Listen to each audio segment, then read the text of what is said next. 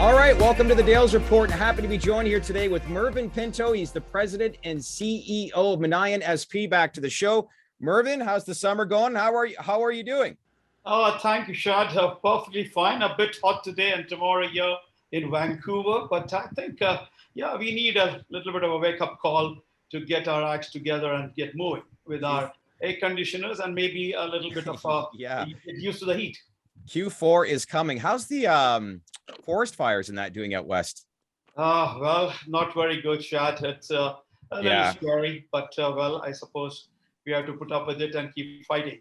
Well, we've had a lot of eager and interested investors who are wanting to learn more about your company, Minaean SP, which is a publicly traded pioneer contracting company that trades on the TSX Venture under the ticker symbol MSP and is an affiliate with the Shapoorji Group, which is a 156-year-old construction conglomerate that is based out of India and who, by the way, did $7 billion in revenue last year. Your current market cap sits around $10 million. However, the real interest lies amongst investors is the fact that you have over $2 billion in proposed projects with the Shapoorji Group and with the number of them close to signing. So as we know, these projects do take time. However, you have indicated to us that during your tenure at Minaean, this is the most confident you feel at securing a number of these contracts. Why is that? Shad, we have never got so close to contracts, not even half as close, I would say, during the last few years, or maybe more than 10 years now.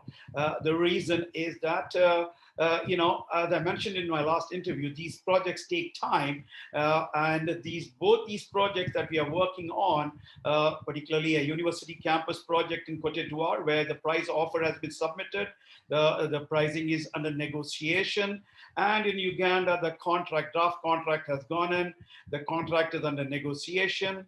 Could be a little delay there because it's a Government of Canada project, and I just got a memo from CCC saying that the Government of Canada has just announced the elections coming in early next month. So, hopefully we will pass that and be ready to sign the contract by the end of the year. That's good. Well, as we know, these projects do take time, as you just alluded to, and involve a lot of moving parts that need to come together. However, you have indicated to us that during your tenure at Minaean, this is the most confident, as I've said. So how close are we? Are we looking realistically at the end of this calendar year to close that first contract?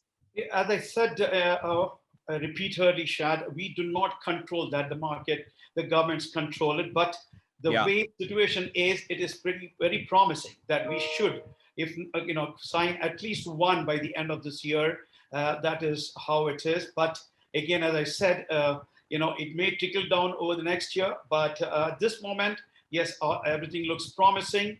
And I think as we move forward, I will also give a little, update on the new project that could be overtaking the other two, because it all depends on how anxious the client is, how important it is for the client to sign the contracts. That's exciting. Well, according to a recent press release back in July, you commenced dialogue with the government and Senegal for the development of hospitals and other priority infrastructure projects. So let's circle back. Explain to me how your affiliation with Shapoorji, your significant minority shareholder, and like I said, who did $7 billion in revenue last year, has an advantage in obtaining these contracts, knowing they have offices located regionally in several countries within Africa.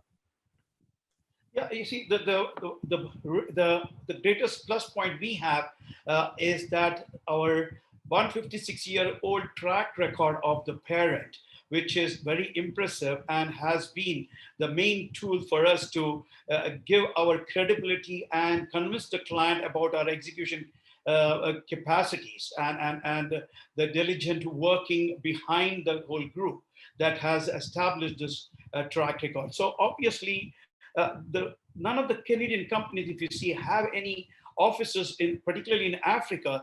They will go and set up an office once they get the contract, whereas we have regional offices practically in 16 of the African countries. And there's quite a bit of budget there to do for conducting the business development, which we are, it is a great asset to us and we take advantage of. So let's talk about your latest press release, which outlines your project in Kenya, which you're kind of hinted that could be at the forefront of the closest project from closing. It's now the leading contract, could be signed sometime in Q4, valued at $257 million. It's a university hospital in Kenya. So can you explain to me more about the project and where it currently sits? And do you feel confident this will close at some point in Q4? So this project came to us about 3 years back, and we have been discussing, but not. It has been a very lukewarm discussions, and but the last over the last 4 months, the project has just taken off because the client has invested practically about $3 to $4 million in doing the a business plan, the feasibility study, the drawings, and it is practically termed to be shovel ready. And the client is very anxious because they have the land already with them. It's a university hospital teaching project, or university teaching hospital project on sitting on 86 acres of land. So practically the all loopholes have been plugged there. The BOQ is getting ready for us to for doing the costing, and we expect the offer to be submitted practically over the next 30 days and the contract negotiations to start. So what does that mean then, do you think, timeline wise, outside of that?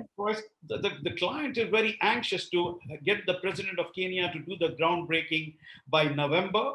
It's an ambitious target, but again, I think because the land is already there, the permits are getting practically issued, and the president or the top officials of Kenya are engaged in this particular project. I'm very confident it can happen. But again, as I said, there is work to be done. The draft contract is going to be submitted next week. There's a strategic partnership being negotiated between Minaean SP and the client, which should be signed practically by end of the month. So lots of positive things going forward. So groundbreaking potentially in November. So we could be looking realistically at not one, but maybe two projects closed before the end of the calendar if all goes right, correct? Hopefully, yes.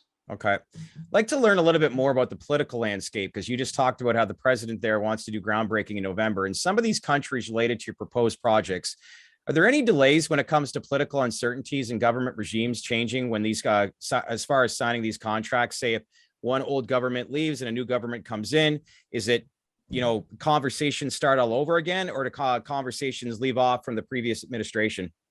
See, this is the one plus point we are having with the backing of Canadian government. The CCC makes sure that it's a government-to-government negotiation. Whichever the government comes into, takes power, does not back out. And we have a very good experience in Ghana, where the principals, one of our partners who got the contract way back in 2012, the government changed, but the contract was negotiated with the previous government, but was executed with the new government. So we have a track record there, and most of the governments we deal with are with a good democratic background, with with good principles. So most of the time it does not happen. It straight away goes to the next government, and it's executed by them thereafter. Well, that's encouraging to know.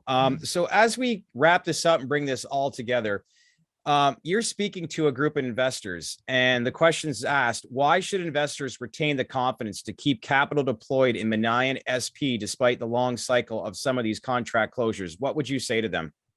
I would say, as I mentioned in my last interview as well, it is, of course, we need patience. These are big contracts. They take time. But the plus point we are in now, unlike the investors which came in 10 years back, didn't see much of a result. But now, investors who have come in now or are on board right now can see things happening within this year or next year latest. And once one contract comes on board, you can imagine the effect on the stock price and on the company's earnings moving forward. Well, two projects north of $350 million in total value, current market cap $10 million. So as you said before, these do take a long time, but you feel confident, knowing at your tenure at the company right now, that we could be close to the finish line. Yeah, absolutely right. And that's my take right now. And as we are speaking, there are other projects coming on the line. You've seen a lot of EOIs being submitted. They will take a few years, but at the same time, we have these contracts on hand, and we are, which are ready to be awarded this year and next year. And once we are busy with those, the others will trickle in as we move forward. Interesting story to be following, that's for sure. Can't wait. As much as I love the summer months and weather, can't wait to get into Q4. Let's get her going, right? Thanks, Shad. You're right. Absolutely. We are all geared up here. Yeah. All right. Well, listen, I know you're busy. Appreciate the time. Keep up the great work, and we'll definitely keep in touch as to how this progresses going into Q4. Thank you, Shad. Appreciate your time. All right. Thanks, Mervyn.